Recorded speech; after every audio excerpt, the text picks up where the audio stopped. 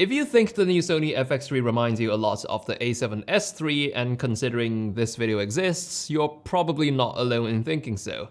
Despite being two cameras from two entirely different lineups, describing them as comparable would be putting it lightly. So here's 10 differences between the Sony FX3 and A7S III, starting with the most major one in my opinion, the electronic viewfinder. The A7S III has a nice high resolution one, and the FX3, well, does not have one. I do personally find that a little unfortunate, but in its place, the FX3 offers a top handle containing an audio input module. A top handle is always welcome for video, and it adds XLR and quarter-inch audio inputs to the FX3 using a completely cableless connection. You could technically get yourself these inputs on the A7S III as well by using the K3M accessory, but that's something you'll have to buy separately, and I wouldn't grab onto that as a top handle. At number 3, we've got another major difference: active cooling, which is a fancy way to say that the FX3 has cooling fans. Thermally speaking, the A7S III was already doing quite well despite having no fans, but on the FX3, fans can only be a welcome addition.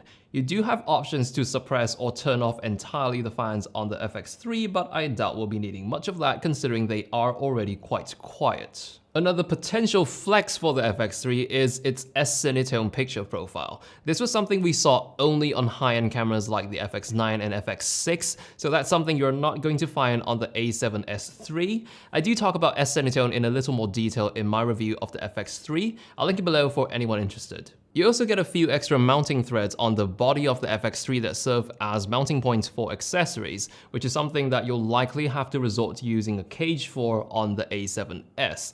Plus, attaching the top handle on the FX3 even gets you 3 more of those mounting points. Now, of course, that top handle makes the FX3 a bulkier camera, but if we compare their sizes without accounting for the FX3's top handle, they are very similar.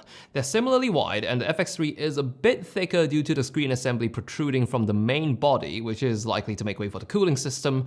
But in terms of overall height, because the FX3 is missing some dials and the EVF on top, it actually occupies less room vertically.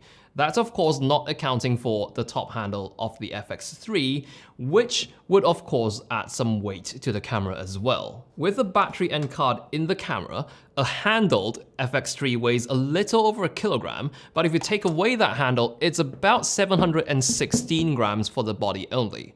The A7S III, 695. So excluding the handle, the FX3 is a little over 20 grams heavier than the S3, which in my opinion makes no difference practically, but an FX3 kitted out with the handle is going to drive that difference to around 320 grams. And despite looking quite similar to the A7S III, the FX3 does have its own unique layout of controls. The multi-controller's moved over to the top plate for some reason. There's a bigger and fancier looking record button, an additional record button on the front, and the default button mappings are now more suited to its video operations. But one of the small features on the FX3 that make it feel so serious as a video camera are its tally lamps. The A7S III doesn't have any, but the FX3 has one in front, an entire illuminated bar on the back, and even the record button lights up when you're rolling. Last difference is a little minor, but you will feel it when you shoot with these cameras. The FX3 has a noticeably deeper and more comfortable grip compared to the A7S III.